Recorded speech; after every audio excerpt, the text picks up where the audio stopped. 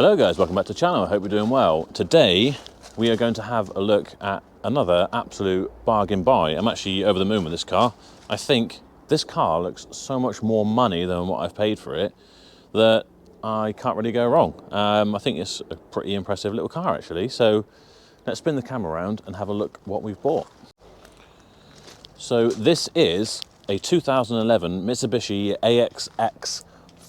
So it is the four-wheel drive version. They do these in a two-wheel drive and a four-wheel drive. This one is a 1.8 turbo diesel, which produces about 147 brake horsepower and incredibly is only about £180 per year to tax. Now this one is on around about 157,000 miles, I think, off the top of my head.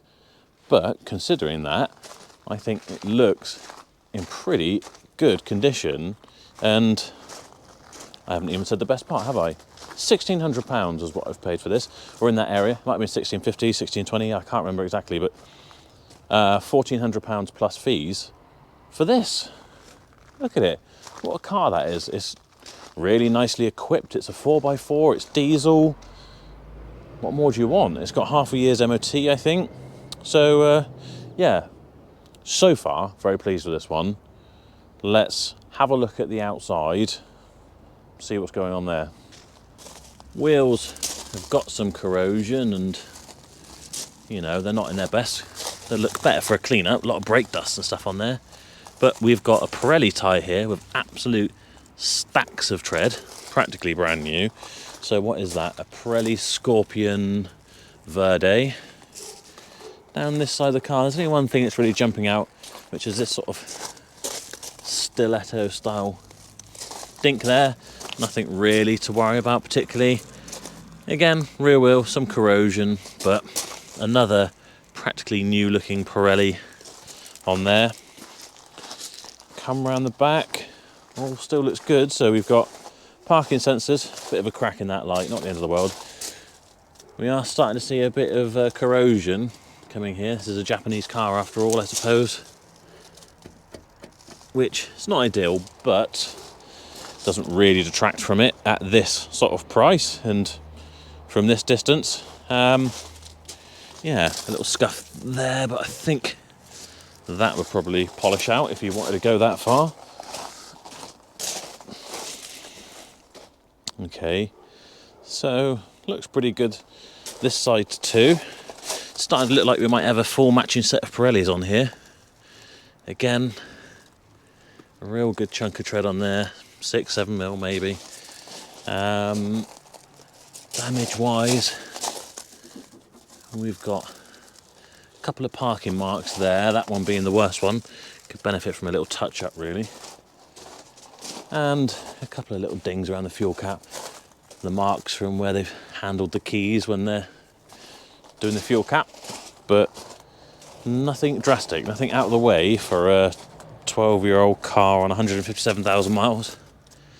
So yes, we do have a full set of practically, look at the tread on them. Absolute tons and tons of tread there.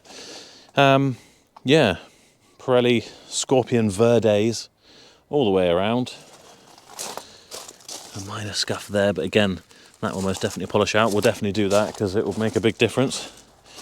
And then to the front, other than spotting there's a slight shade difference, it's probably down to the fact that that's metal and that's plastic. Stone chip there, that's had a bit of rust on it, but otherwise it's pretty good. If you ask me, that's a really modern, smart looking car. I actually really like the front ends on modern in my mind, you know, 10, 12 years old Mitsubishis. It just reminds you of Mitsubishi Evo, doesn't it? It does for me anyway. Well, good news outside, so let's have a look inside. Here is our key, just the one. I assume there is a blade in there somewhere, not that I can operate it with one hand, but it is a keyless ignition, so we just have this fob, and it is also keyless entry. So rather than pressing the button on the fob to unlock the car, which we hope will also fold out these mirrors, I should just be able to press. What an incredibly quiet motor that is. So as long as the key's within distance, you can press this button. Should be the same to lock it as well. Yeah, there it goes. Makes life convenient, doesn't it? If you're someone who's got tons of stuff in your pockets, like I always have, wallet, keys, tons of keys for different things. You need to leave this in your pocket. So as long as you are in range, we're away. Actually, a really smart looking interior in here.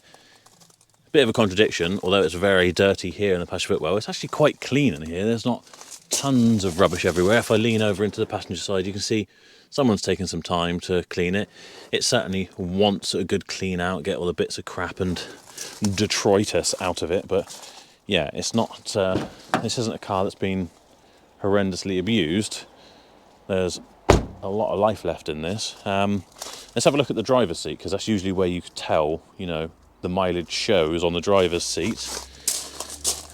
Bolster's looking a little bit flattened there. I don't know if that will show very well by a camera, but it's a bit flattened there. But you can see it's worn as well, but not in bad condition, is it? For 157,000 miles, it looks pretty good. And when I'm, you know, checking this out, you can feel that's actually a really nice thick leather or leather PU, whatever it is they use.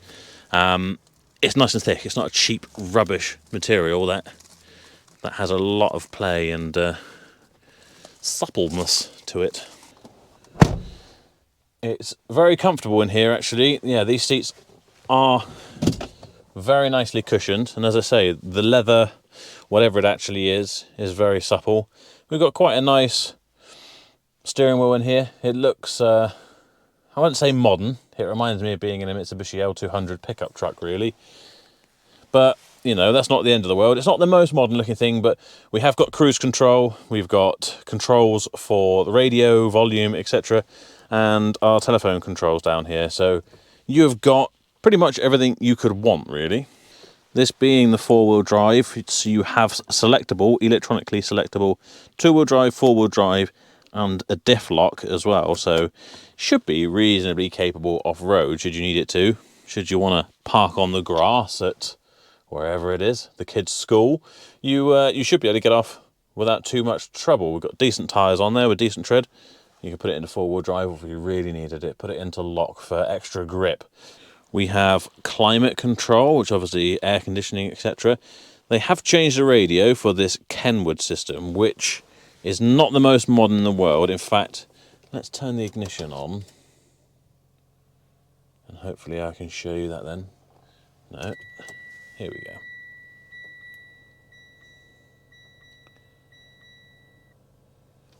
You might be able to see there we've got over half a tank of fuel as well. So the radio, despite being aftermarket, does still come up with Mitsubishi motors on there. I'm sure that's something you could have uploaded. It is a Kenwood system, so it's a fairly decent system, even if it is dated. I mean, if you look at this, we'll turn down their music. There are some CDs in there. It's one of those roll-out systems, which I always used to like, but I guess is a bit dated now. Oh no. Gus Mix. Big up, Gus. Can't say I'm a massive fan of your music taste. A lot of it. I'm amazed by how many cars I get into, whether that be customers' cars for service work or car sales cars. They seem to just have collections and collections and albums of music that just sounds like keyboard samples. It's bizarre. I could be sat at a Kenwood or Yamaha keyboard just pressing things and synthesizing things. Very strange. That's much like Gus's mix here. It does come with a remote as well, which I believe this will do DVDs. I don't have a DVD to hand because it's not 2005, but you can control the volume from here. Oh, I can get this to turn. Oh, it likes to go up in volume, but it won't go down in volume. That button is broken.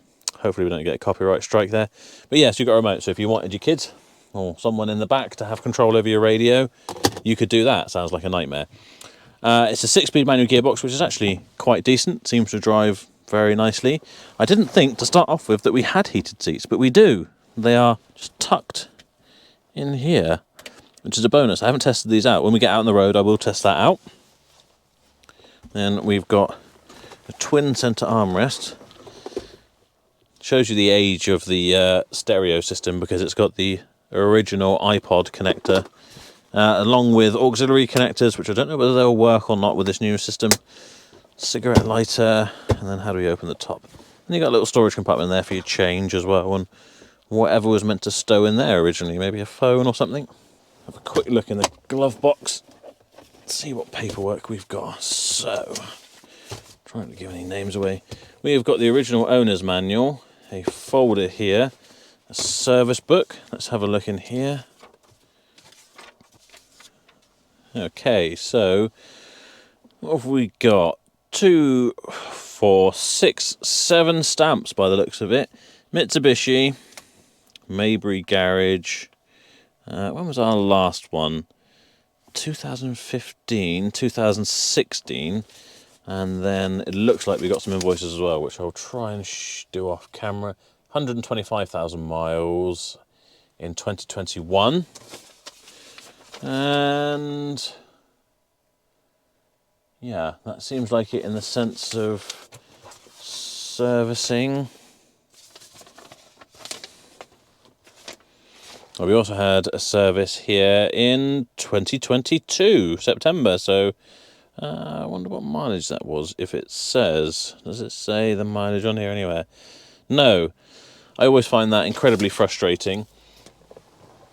You take your car somewhere to have it serviced, maintain its service history, and they either miss off the date, the registration, or the mileage. It's pretty important, you know, because you can rack up some mileage pretty quickly. In fact, this car, when I was looking at our car vertical check that I have run on this vehicle, back in 2020, this car was on 110,000 miles. Now it's on 157,000 miles. So 37,000 miles in those 2 years during lockdowns, etc. I think is quite a lot. Talking the car vertical check, always important you do a check when you're buying a used vehicle.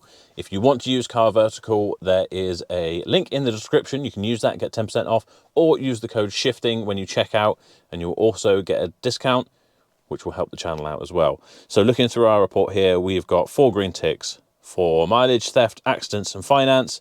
Scroll through, we'll look at the, we'll jump through to the mileage. So 2020, when it was MOT'd, 120,000 miles, 132, 148, it's just been done last year. But it shows us there's no discrepancies. It gives us an idea of the area the mileage was in during those periods, but unless it's on the service history, that's the only way you're going to pin it down to more exact dates. In fact, it even gives us a valuation here, which is saying that the approximate market valuation of this vehicle is about 2,450.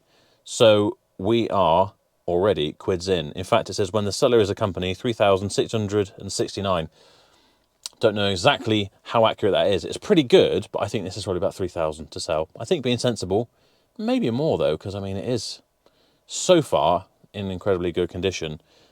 Anyway, let's carry on having a look around. So as I say, still nice and tidy in the back. It's actually really good condition in here. Yeah, I've seen dirtier cars than this on some people's forecourts. So, cup holders in there. Looks like we've got a load through hole as well. I can tell from here already. The boot is as tidy as the rest of the car, so let's go and check that out.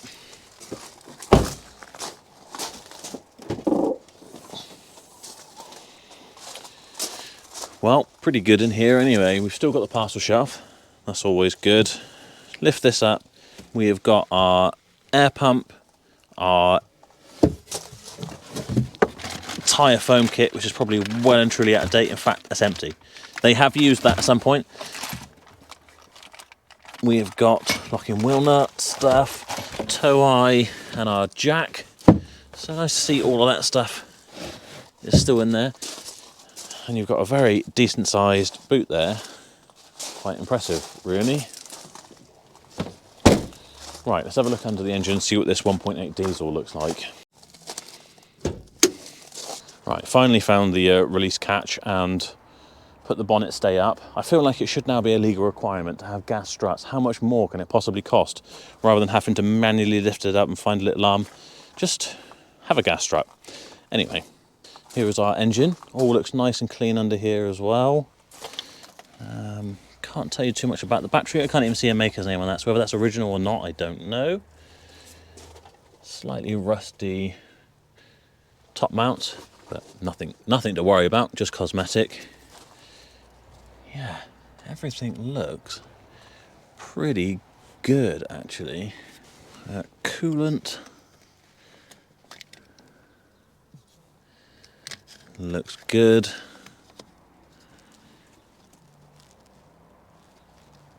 Jesus.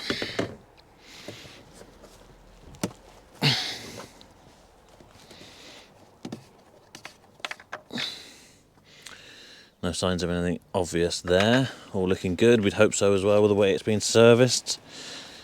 Yeah, all looks good. So let's fire it up and see how it drives.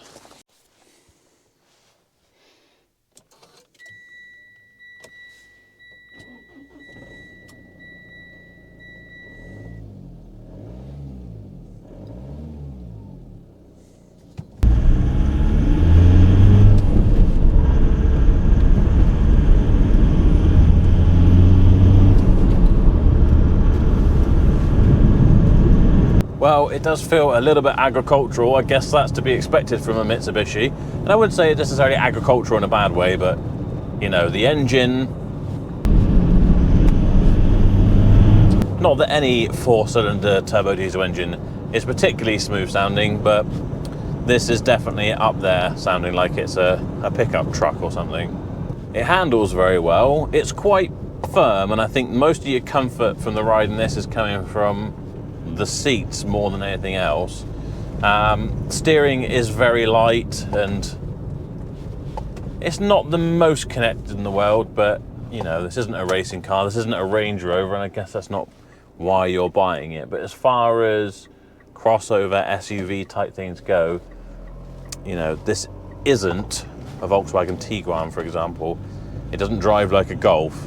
It drives closer to as I say, a Mitsubishi L200. But it's not slow though, and it's not hard work to drive. It's a nice place to be. The heated seat, which I've now put on to full power, is slowly simmering away on my back, which is very nice. This is a wildly practical car. It's just not particularly exciting, at least for me anyway. Well, that's a bit of a lie, I suppose. It does excite me in a way, in the fact that I've bought this for 1,600 quid. I don't seem to have any problems with it whatsoever. It's got 6 months MOT, and it was serviced about 6 months ago. And in the absence of any driving faults, which I can't find any at the moment, this thing, despite wanting a quick clean, is ready to sell. So, you know, that's a nice, quick, easy profit for me, which I am always excited about. Now, this isn't normally the sort of car I'd like to sell from Barrow Motors. Ideally, I'd like to keep it under 10 or 12 years old and under 100,000 miles. It doesn't always work out that way. There are certain exceptions for more interesting things that I will buy, but this I wouldn't normally want to put on the forecourt. 157,000 miles. It's a 2011, so it's 12 years old. I guess the mileage is the one thing that would put me off, really, but it's not high mileage, really, is it? It's, you know, if you imagine you do 12,500 miles a year, and yeah, it's 12 years old, what are we looking at?